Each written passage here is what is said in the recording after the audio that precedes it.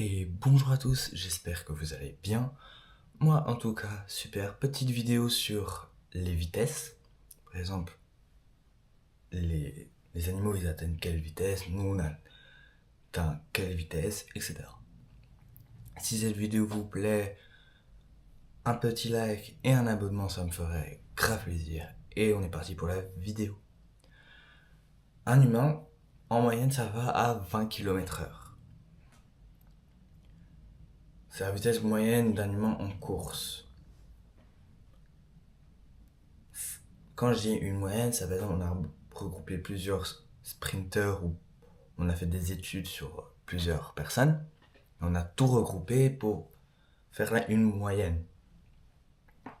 Mais la vitesse max d'un humain, c'est quoi? La vitesse max est détenue par Usain Bolt. C'est un sprinter olympique de 100 mètres et 200 mètres qui a réussi à atteindre une vitesse phénoménale de environ 44 km/h.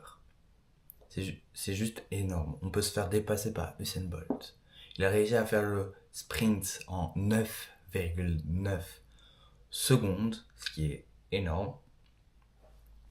Et il détient toujours ce record de vitesse.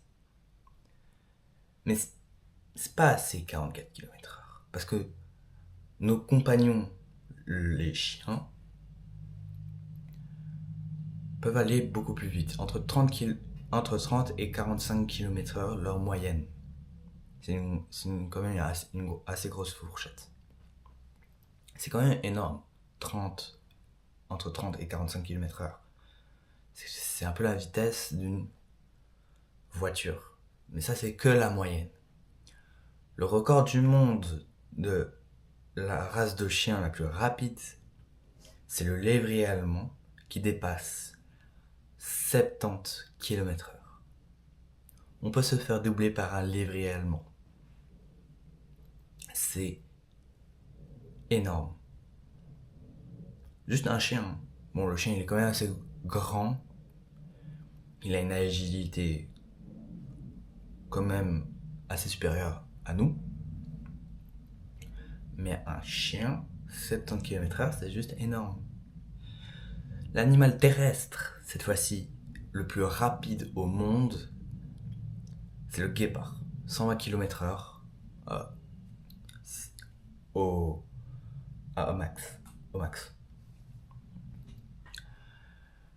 Il peut rester à 120 km/h pendant quelques secondes, minutes. Mais ce qui est quand même énorme. Il peut tourner à 90 degrés à 120 km/h pour poursuivre sa proie. Son agilité est phénoménale. Oui, on peut se faire doubler par un guépard sur l'autoroute. Mais que pendant quelques secondes. Il peut atteindre 120 km/h en 3 secondes, ce qui est plus rapide qu'une Formule 1. Une Formule 1, je vous rappelle que c'est une des voitures les plus rapides au monde. Après, c'est une voiture vivante, le guépard. L'animal aquatique le plus rapide est le voilier. Pas le bateau, non.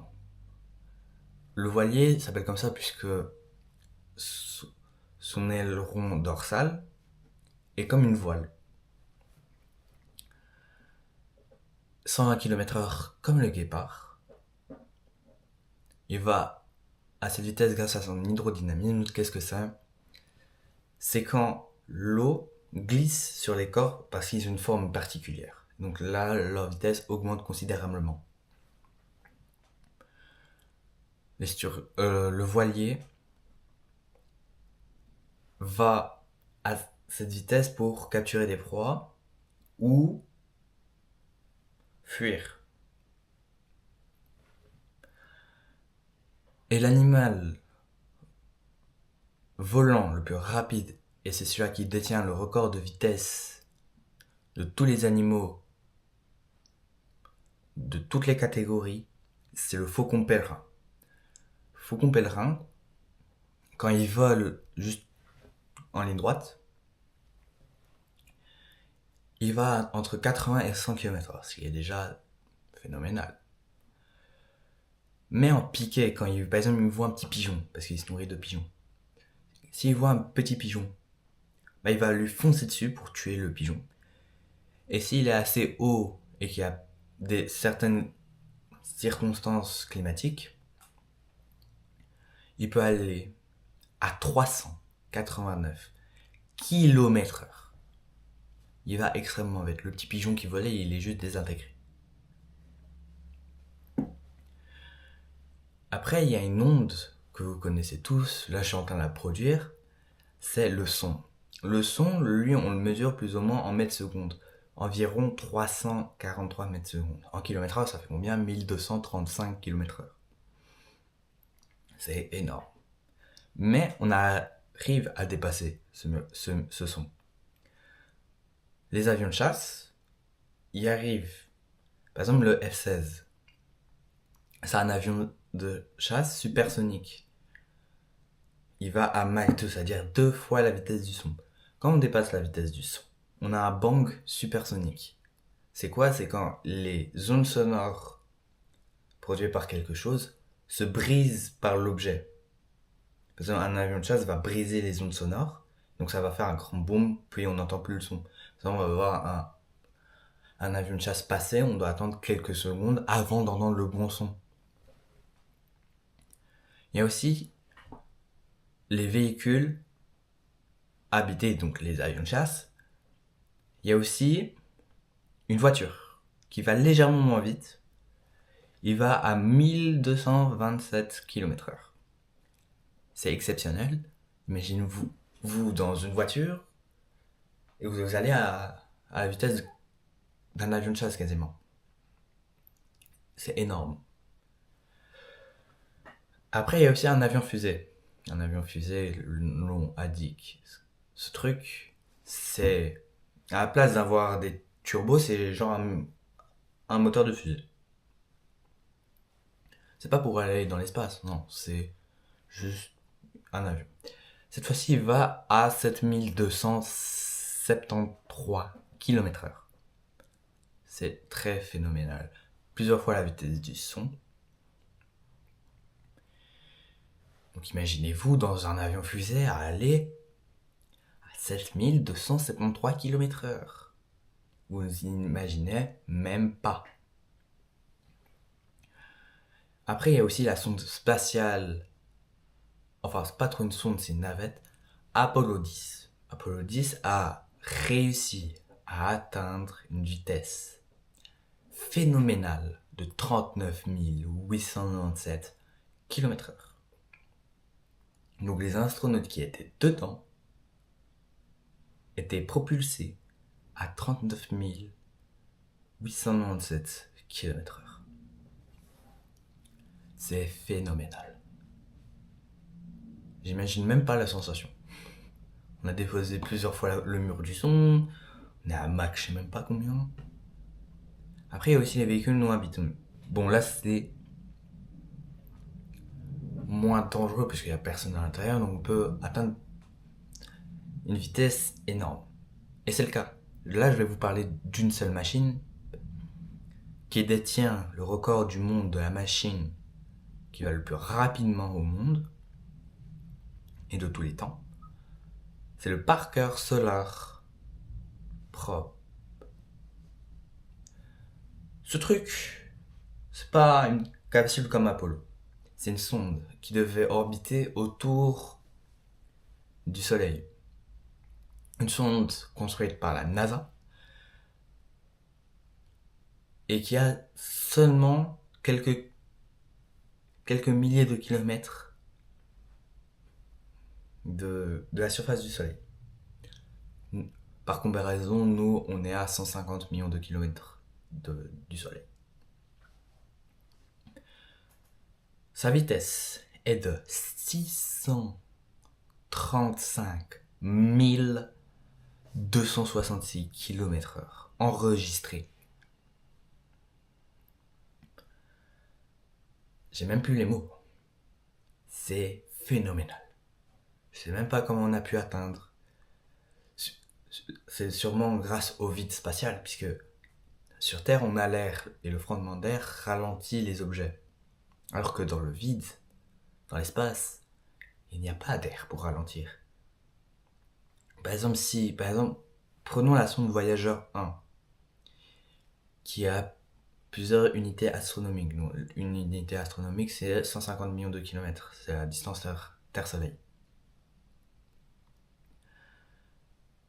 Si à un moment il n'y aura plus de batterie pour se propulser,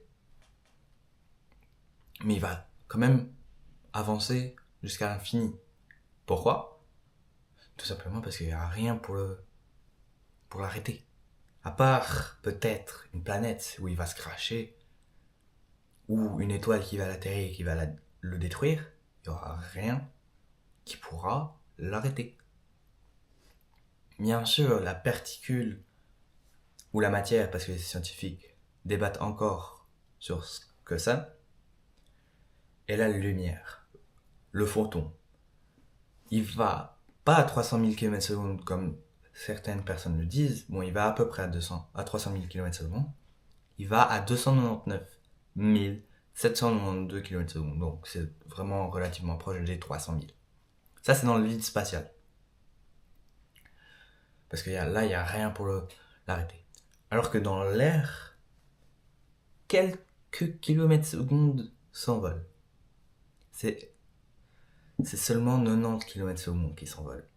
Donc c'est 299 702 km/s. Et selon la théorie de la relativité d'Einstein et les lois de la physique qui vient d'Einstein, rien ni personne ne peut dépasser la vitesse de la lumière. Pourquoi ? Tout simplement, la formule E égale mc2, donc énergie est égale masse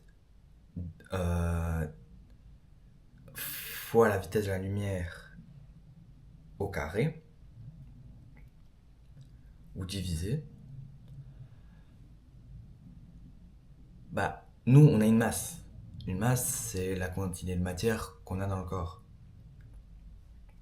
Ça, on pèse 50 kg, 20 kg, etc. Mais la lumière, le photon, n'a aucune masse. Elle a une énergie assez grande pour atteindre une vitesse hors norme. Mais une seule chose a dépassé la vitesse de la lumière, l'expansion de l'espace. Il y a environ 13 milliards d'années, quand le Big Bang explose, l'espace grandit plus vite que la lumière. Beaucoup plus vite que la lumière. Mais sinon, aucune particule a dépassé la vitesse de la lumière. Il y a une petite particule qui est très très très très proche de la vitesse de la lumière, mais qui a une masse infime, mais une masse quand même. Et donc, c'était impossible qu'elle atteigne la vitesse de la lumière. C'est la fin de cette vidéo. J'espère qu'elle vous aura plu. C'était Instifique. À la prochaine.